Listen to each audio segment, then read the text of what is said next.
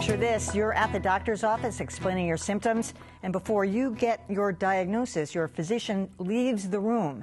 You figure it's to consult another doctor or to read up on your condition, but it could be to Google you. Turns out it's pretty common, and it's getting a lot of attention now thanks to a local doctor who wrote this for the New York Times. To my generation, using a search engine like Google comes as naturally as sharing pictures of our children on Facebook. But it surprises me that more physicians don't pause and think about what it means for the patient-doctor relationship. Dr. Haider Veraich penned that piece. He's a physician at Beth Israel Deaconess Medical Center. Thanks for joining us. Thank you for having me. So you do a lot of writing. What kind of response have you gotten to this piece about Googling patients? So I've actually received a surprisingly broad response to this. I write a lot of pieces, and a lot of times you just don't know which piece is going to pique the public's interest. But this one has specifically been very widely read, shared, and has received very, very broad response. Some people have reacted negatively just to knowing that, I think the most common response has been people are surprised. Yeah. People are surprised. People are like, I never knew my doctor had the time, or it just never came to them that this may be a source of information that physicians may be looking for. And I think that is the heart of this thing. In a world where we Google everything, doctors Google each other, patients Google their doctors, but doctors Googling their patients certainly raised eyebrows. Is there an ethical issue in your mind about it?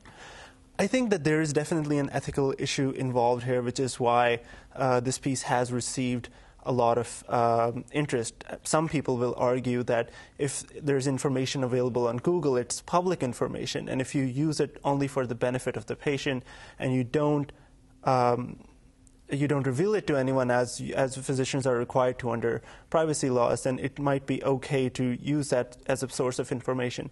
But I think the counter arguments are much stronger. A lot of the information on Google is just not there. It's not verified. Right. There are multiple people with similar names are there. And then how it affects a patient-doctor relationship is something that I thought was the focus of this. And I think in many cases, especially if it is done in an unwarranted fashion, I think it can definitely help impair that relationship. Okay, well, we did come up with a response from the doctor in the UK who was responding to your blog post in The Guardian, citing some of the hazards. He writes, how might a doctor introduce information gleaned from the public domain into a conversation? Can a patient trust a doctor who presents information not offered within the confines of the consultation? And that goes to the heart of the matter. If he finds out that you're a heavy drinker, or you use cocaine, or you've got a whole other host of issues that might be contributing to the condition that you're there for, he introduces it and he's going, how did you know that? And I think that's one of the reasons why, first of all, I feel like if you are going to go down that path, if there is a necessity for it, then you should ask your patient and ask them if they would be okay with that. And if they aren't, then that's clearly an area that you don't want to go down.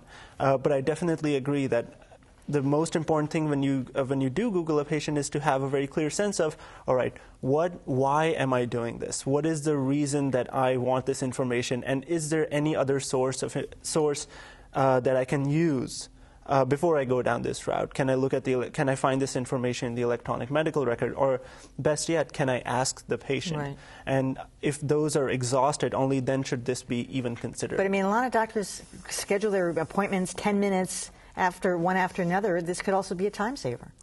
And if you think about it, there was a study out of Johns Hopkins last year that shows that residents in hospitals spend only about 10% of their entire day, 8 minutes per patient, with a patient.